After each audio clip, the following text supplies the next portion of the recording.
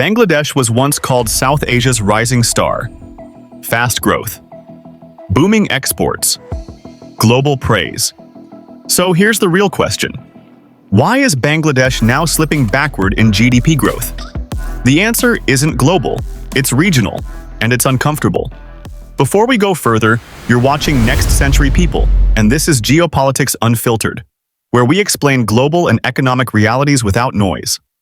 For decades, Bangladesh's growth story quietly rested on one crucial pillar: stable and practical relations with India.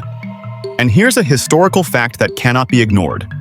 Modern Bangladesh exists because in 1971, India stepped in, defeated Pakistan's military control over the region, and enabled Bangladesh to emerge as an independent nation. India didn't just support Bangladesh's birth, it became its most important regional partner afterward. That partnership wasn't emotional, it was economic. India became Bangladesh's cheapest transit route, fastest trade corridor, and most reliable gateway to global markets. Now that relationship is under strain, and the cost is clearly visible. First, trade and logistics costs. Bangladesh depends heavily on Indian land routes, ports, power connectivity, and cross-border logistics. When relations weaken, exports don't stop. They become more expensive, slower, and less competitive. For a country whose economy depends on garment exports, even small delays mean canceled orders and lost income. Second, lost economic advantages. India provided affordable electricity, seamless transit access, medical services, education opportunities, and regional connectivity.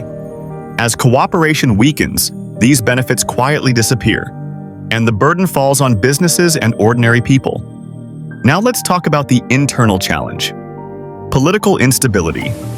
Investors don't wait for things to collapse. They leave at the first sign of uncertainty. Unclear policies, unrest, unpredictable governance, all of this freezes investment, slows job creation, and weakens growth. And here's the most damaging cycle of all. When economic stress is redirected into growing hostility toward a key neighbor, the real problems remain unsolved. That doesn't hurt India. It hurts Bangladesh's workers, traders, students, and families. Modern economies don't grow in isolation. They grow through connectivity, cooperation, and stable regional ties. Bangladesh's strongest growth phase happened with regional integration, not against it. When trade routes shrink, trust erodes, and politics overrides economics, GDP numbers respond immediately. Growth slows, inflation rises, livelihoods suffer. The lesson here isn't political, it's purely economic. No country moves forward by cutting itself off from its most practical partner.